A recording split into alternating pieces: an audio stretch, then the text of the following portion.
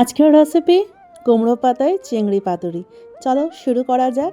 কিছুই না, যেভাবে আমরা নর্মাল ভাপাগুলো করি ঠিক সেভাবেই এখানে আমি নারকেল নিয়ে নিয়েছি, সাথে লঙ্কা, সাথে সাদা সর্ষে, কালো সর্ষে, পোস্ত। এটা ভালো করে পেস্ট করব, সাথে কিন্তু টক দই অবশ্যই। আমার ছাদে কুমড়ো পাতা ছিল, তো আমি সেখান থেকে কালেক্ট করলাম। নিজের ছাদ বাগান থেকে একটু সবজি বা কিছু কালেক্ট করার মজাই আলাদা থাকে।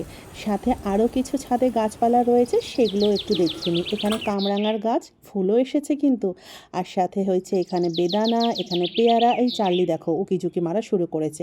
আর এই করমচা প্রচুর এসেছে এবার করমচা। চলো এবার তাহলে চিংড়ি মাছগুলো ভালো করে ধুয়ে রেখেছিলাম, আর সাথে যে পেস্টটা করে রেখেছিলাম সেটা ভালো করে মিশিয়ে নেব। সাথে নুন, হলুদ আর হচ্ছে সর্ষের তেল সব কিছু ভালো করে মাখিয়ে নেব। এটা কিন্তু আমি এবার ফার্স্ট টাইমই করছি। ম্যারিনেশন করে রাখা মাছটা এবার আমরা কুমড়ো পাতার মাঝামাঝি বসিয়ে নিয়ে, আর সাথে অবশ্যই কাঁচা লঙ্কা দিয়ে এবার আমরা ফোল্ড করে নেব। আর সাথে সুতো দিয়ে যেভাবে আমরা নর্মাল যে পাতুরিগুলো করে থাকি একদম সেম সেইভাবেই করতে হবে। এবার সুতো দিয়ে ভালো করে মুখটাকে জড়িয়ে দেব বা বেঁধে দেব। এরপরে আমরা এটা স্টিমে বসাবো। তার জন্য একটা কড়াই নিতে হবে বা যে কোনো পাত্র।